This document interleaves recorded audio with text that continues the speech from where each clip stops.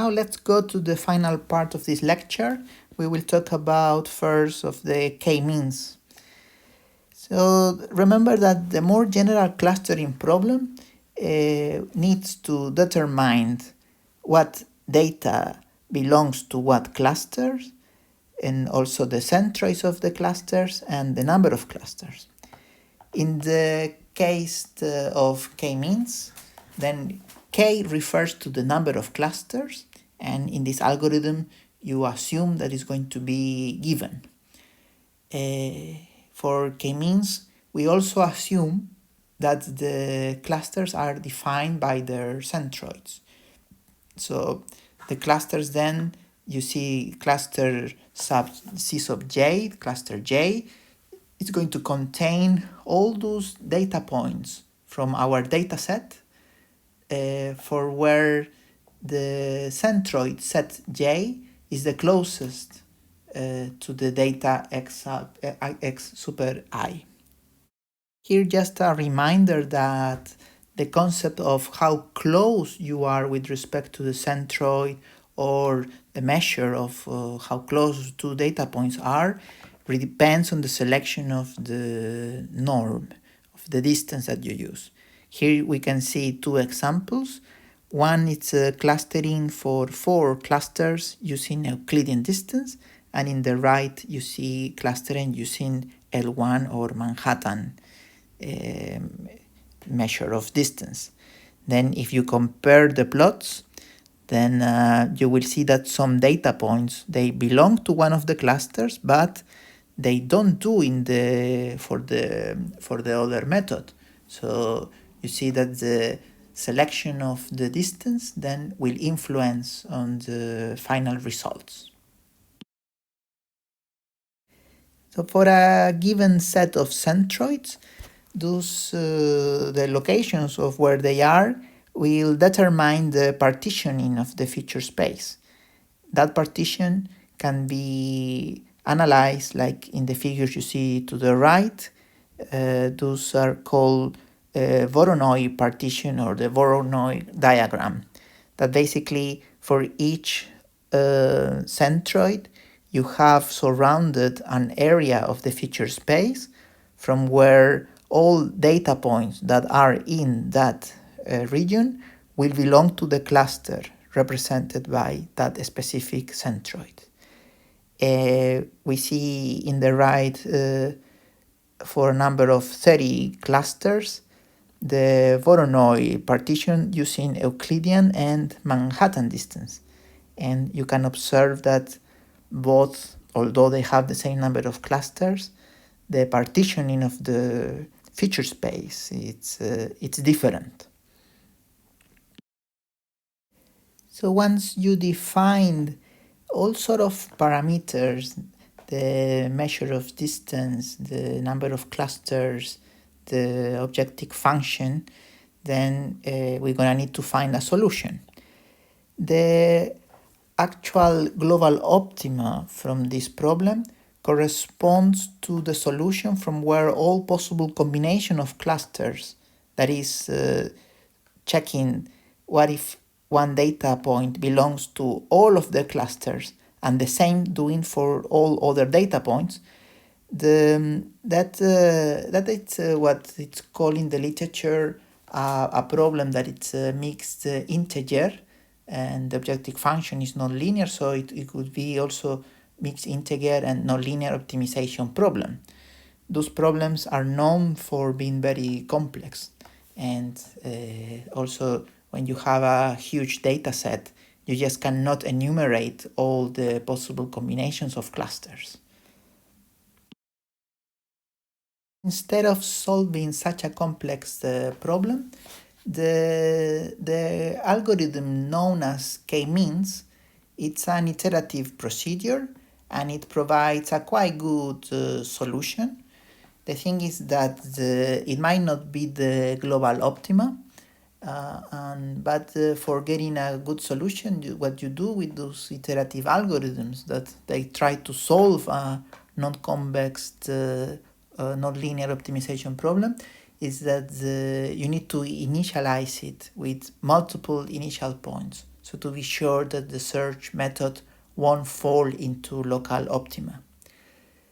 The k-means algorithm iterates by finding for a given centroid the best cluster, and then for a given cluster the best centroids, and so on. So it's step 1, and then it goes to step 2, and then back again to step 1. Over here you see this iterative algorithm. Step 1, then you initialize the centroids. So for a given number of clusters, you have then the centroid set 1, set j till set k, and then you repeat until there are no changes in the solution. Observe 2 steps. The first one, for each cluster, then you calculate the components, and they are going to be defined by the rule if the data point x super I is the closest to the corresponding centroid set j. And then if so, that data will belong to the cluster j. And you do that for all of the data set. Then after, you have an update of the clusters, and then what you do is to update the centroids. And you do that by calculating the mean of the cluster. To get that value, you consider only the data points belonging to the cluster J, and you calculate just the average, and you divide it by the number of components of the cluster. Here's some comments about the k-means algorithm. As mentioned before, there's no guarantee for this algorithm to converge to a global optima. However, every iteration of k-means will always lower the costs. That's because for a given centroid, the new clusters are going to be assigned to the closest centroid. That means that the costs are going to be reduced, unless you're already converging into the final solution. And then also for a fixed cluster, the optimal centroid for the cluster is the one that's going to minimize the objective function that you see there below with respect to the centroid. So the optimal centroid is going to be one that minimizes all the distances to the data points that are belonging to the cluster. That's what you see there below. And the optimal solution for that problem corresponds to the mean of the samples in the cluster. And the formula there below is exactly the way that k-means updates the centroids. A very nice page that will help you to visualize the k-means algorithm and also other algorithms is the one that you see over there from Naftali's Harris. It's a blog that is very useful, very interesting. And in the next video, then we will see the effects of picking up different initial conditions for the centroids. So let's pick ourselves the centroids and select packed circles. In this problem, we see that there are about 7 groups. So we initialize the centroids quite near a bit to the groups, and we reassign the points, we update the centroids, and then after a few iterations, the algorithm sort of converge into those groups. Then let's do it again, and let's select now points that are not really well dispersed around the search area. In this case, then 3 points first get closer to the data, then after in total 5 centroids are going to be dividing the points in the different groups, but there are 2 that are doing nothing, implying higher costs. So as we saw from the previous video, there's no guarantee of the algorithm to converge to a global optima, and the results will highly depend on the way that you initialized the centroids. To pick initial points far away from each other, that could be a way of fixing this problem. However, if you cover areas that are too far away, then you might end up in some outliers. So then, because the real data, usually it's noisy, and then you get sometimes data points that you don't really want to capture them into a specific cluster. In the literature, you will find ways to fix this problem. And one of them is just to try randomly many times the algorithm. And there are also other methods that are more smart, and they combined both randomness and also to keep a high variability of the coverage for the search space. And then you can see, for example, the k-means plus plus initializer. Another comment about the k-means algorithm has to do with the number of clusters. K will greatly impact on the clustering solution. For some examples, particular problems, you might know in advance the number of desired clusters. However, for most problems, this value is not given. So actually then what you will have to do is to obtain the optimal number of clusters. So one way to determine number of clusters is then, when it's possible, to visualize how the data is looking like. So and then you can run the clusters from 3 to I don't know how many, just to see if the grouping sort of makes sense to the particular application. So you see there on the right, then for Euclidean, Manhattan, k-means, we increase the number of clusters, and then we have different partitions, different behaviors. Let's say a very popular method to determine the optimal number of clusters is what is called the elbow method. Here then what we try to do is to find such a number of clusters where the sharpest drop of cost is found, so looking at the y-axis, but also when you look at the x-axis, you try to find the point where there's not much, let's say, improvement of performance by including more clusters. The thing is that the more clusters you use, then it's the solution will be more complex. It might have problems with overfitting. So a huge number of clusters might also not be desired, although the having, let's say, for 100 points, if you have 100 clusters, then the cost will be 0. So in the plot over here, we see the cost function by using Manhattan and Euclidean distance. And then here we try to identify a reasonable elbow point. You see that for the Euclidean distance, for the data set that was tested, a lower number of clusters would be optimal in the elbow method sort of sense, while for the Manhattan distance, you will need around 20 to 30 clusters.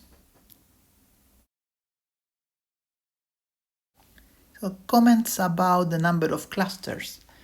The elbow method, it will provide a trade-off between the complexity, that is the number of clusters, and performance or costs. However, this trade-off is sometimes difficult to find, but it's also very difficult to justify. And that is that for some applications, you might actually prefer to have much lower costs and you don't mind the complexity, while for other applications, maybe you do mind having a lower number of clusters and that you don't care about the possible cost. So the elbow sort of provides you a trade-off, but that trade-off is not unique. Other methods can also alternatively be used to find the number of clusters, for instance, silhouette, or all statistical based methods, such as the minimum description length or gap statistics. And although the third aspect to find the number of clusters is not fully unsupervised learning, what you can consider is a kind of semi-supervised approach from where you only have a few labeled data sets, and then they can tell you like how useful are the clusters you are finding. A problem in this case could be that you might overfit the solution with respect to those few labeled data that are available. So then you have to be careful with that. Great, so we have discussed most of the important aspects to consider when working with the k-means clustering method. Now in this final part, I would like to share with you some examples of k-means applied to solve problems in the field of railways. The first example, it's about a track health index. Here the colleagues, they make use of k-means to cluster groups of health conditions for the different railway track segments. So what they do is that the features from different attributes, they are applied into a deep autoencoder network from where they get two main characteristics. They call it set 1 and set 2. And from there, they apply this silhouette coefficient to determine the optimal number of clusters. And that ended up to be 5 clusters. And having those groups of data pretty well defined helps in finding the solutions for estimating health condition of tracks, but then also that supports later in the maintenance decision making, so that for tracks belonging to the same group, you might apply similar maintenance solutions. A second example is from the field of vision inspection of rail. Then here the colleagues proposed an automated vision inspection for rail cracks. So what they do first is to determine the cracks from the video images. They identify boundaries of the cracks, and then the pixels in selected areas are grouped into inside or outside the crack region, and then they create a sort of methodology that using k-means identifies those boundaries. And then they propose them to extend the generic k-means by considering also additional dimension features, and you see then some results there on the right where the borders, let's say, and the shapes of the, in this case, defects, rail defects, can be automatically detected. A final example is about the classification of track irregularities based on time series measurements. So in this case, then the standard deviation of the time series, then of track geometry, then they call it the cross-level sections. So those time series are selected, and then with k-means, then they classify those time series, and then those clusters that are then later used as input for prediction model for the variation of the cross-level standard deviation. And on the right part, then you see the results of some of those clusters. So then have then a plot of inspection time, so the moment when they do the inspection versus the cross-level deviation. Now, we are now in the final part. The last topic is hierarchical clustering. Hierarchical clustering is a very common method for clustering analysis. It's an unsupervised method and it creates a hierarchy of clusters. In the plot over there, what you see is data on the right, A, B, C, D, and E. They are representing a location for different features, feature 1 and feature 2.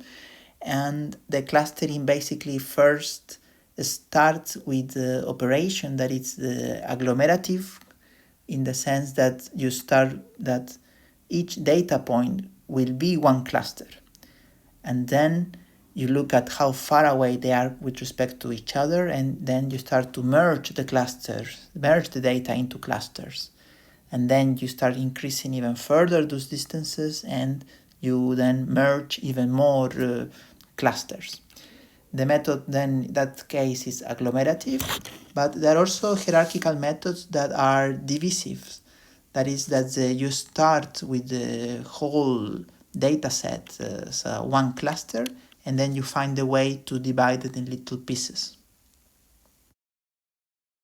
So here let's follow the agglomerative direction.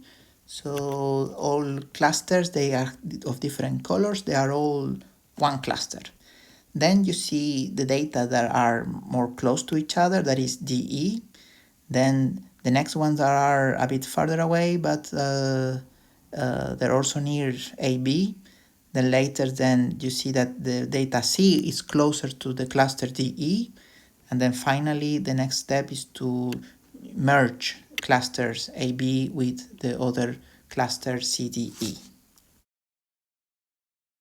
In hierarchical clustering, the algorithm will have to decide to merge or to split clusters, and for that they're going to use similarity measurements. So first you need to define the metric, the distance between data points, but then also you need a linkage criterion. Various metrics and linkage criteria are available, and then you will need to use the appropriate, just like for other clustering methods, basically trial and error or based on the characteristics of the data. Typically, the Euclidean distance is used for the metric to measure distance between data points, and something called the Ward's method for linkage criterion. It's usually applied, and in that case you will merge clusters that they provide with the minimum increase of the variance in the total within the distance of clusters. The result of the hierarchical clustering are nested clusters, the ones that you see there in the left figure, and they can also be represented as a dendrogram. So it's a tree-like diagram, and then from the dendrogram you can see the sequences that the hierarchical clustering apply for merging or for splitting the clusters. So in the right part, then you see that you have in the x-axis the data A, B, C, D, E. In the y-axis you have the distance between those data points. And so when the data that are closer to each other is DE, so when you reach the distance then of DE, then the algorithm decides to merge them. And that's what you see there in the right part, that DE are the first ones to get merged. Then you start to compare the distances, and in a moment then when you increase a bit the distance, the A and B, they also get merged. So that's why it's something that you see there when the lines coming from A and B, they get closed. So that's in the moment when you reach the Euclidean distance of them. Then you compare, then you have then three lines that it's AB and from DE and the data C. And in the moment when the distance between them then gets the shortest, then it's the moment when you merge, in this case, C with the cluster DE, and that is because C is closer to that cluster.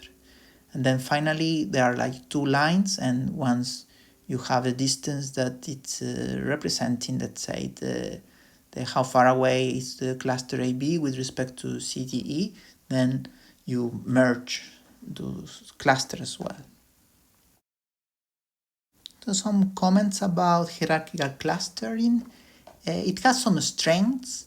That is that, for instance, you don't need to determine the number of clusters before analysis, that the number will be given by the threshold that you defined. There are some limitations though. This is rather a procedure than an optimization of an objective function.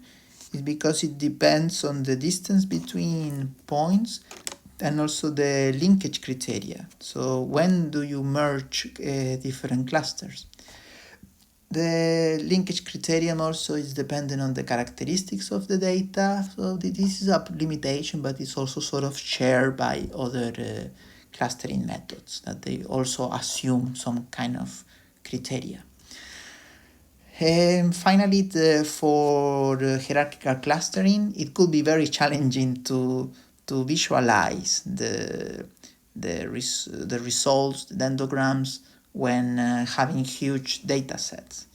If you don't need to visualize that, then you still, based on the threshold that you define and the maximum distances, you can still obtain the clusters and the number of elements within each cluster. The challenging part is that in huge data sets, you will need to compare all data points with each other, and then that might take a huge amount of computational effort. So let's see one example of hierarchical clustering applied to solve a problem from railway engineering, in this case of substructure treatment evaluation. So we have a track that was reinforced with a geocell, as you see in the picture there to the right, and the idea was to evaluate then the performance of before and after this intervention. So the subballast layer then was stringed, and then the colleagues here, they evaluate the conditions after and before based on some sample index. So you see, for instance, in the right dendrogram, the threshold of distance 1, that creates two clusters, because that threshold finds two lines, the blue lines, and then you get two clusters that are represented there by the green and the red color. In the right, you also have two clusters, but then the number of samples is much different. So in the figure there in the dendrogram in the middle, then you see that for the first cluster, there are two sample index that are belonging to the green cluster, while all the other components will belong to the red cluster. A second example is about the use of hierarchical clustering for classification of railway stations. In this case, the Bulgarian Railways network was considered. The groups then ended up to be some different 6 groups, one considering biggest passenger railway stations, the other at small junctions. Then there were other groups of 4 stations with more than 100,000 inhabitants. The group 4 are larger junction stations. Group 5, stations located in cities with regional centers. And there were also then a group 6 which was then later subdivided in a cluster with stations that are not municipal centers, and the ones in cities which are municipality centers. So the schematics, the groups of stations, they help to classify the different types of stations that are available.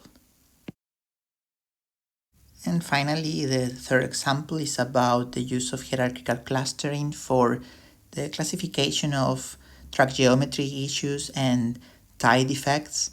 Tie, it's the American way of saying sleepers. So in the figures there in the right, you see some sleepers, wooden sleepers that are not in a good condition anymore. And by using then the hierarchical clustering, then the sleeper defects, track geometries, and other railway track attributes were captured and classified into different clusters. Then you see some groups that belong to a certain type of curves, certain type of gauge, and certain type of conditions.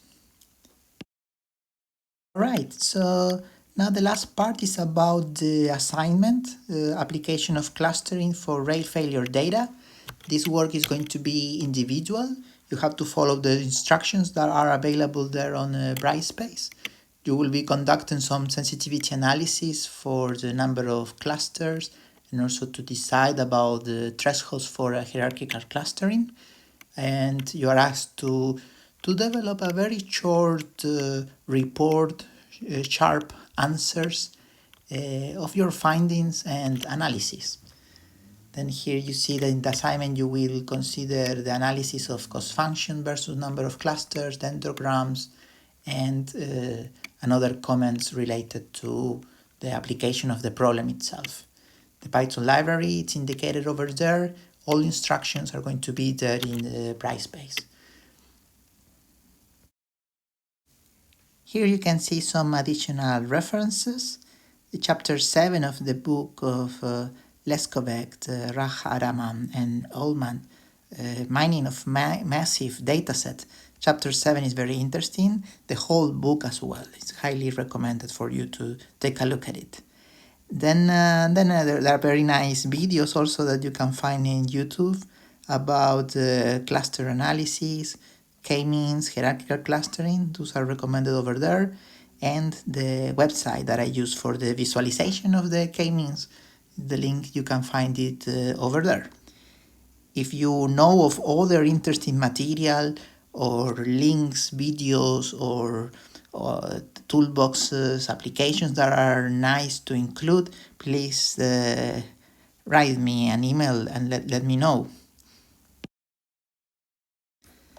So let's recap again the learning objectives that we mentioned at the beginning of the lecture. To describe nowadays challenges of railway systems that can be tackled with machine learning, we analyze different examples, research that we are conducting at TU Delft, but also papers related to clustering that are research from other groups. About the explanation of the problem of clustering and different methods, we saw a lot of examples. We checked for 4 different families of methods, and I hope that with that you get an overview of possibilities. We didn't cover all of the methods available in the literature, but with the lecture of today, then I hope that you liked the topic of clustering and that you can also investigate even further of what are the latest developments in the field. Finally, the objective of understanding and implementing k-means and hierarchical clustering, that is something that you'll be working on during this week by answering the questions that are posed for the assignment. And I would like to appreciate very much the support for developing this lecture and the assignment to Kevin Chong, Jurgen Hendrik, Sivarak Unsiwilai, and Honrei Wang. If you have comments, suggestions to improve this lecture about clustering, then please don't hesitate to contact me to the email. Alright, so I hope you have enjoyed the lecture of today, that you have learned about clustering, and also that you got interested with the topic of machine learning and railway systems. So I wish you a good time, and then we keep in contact.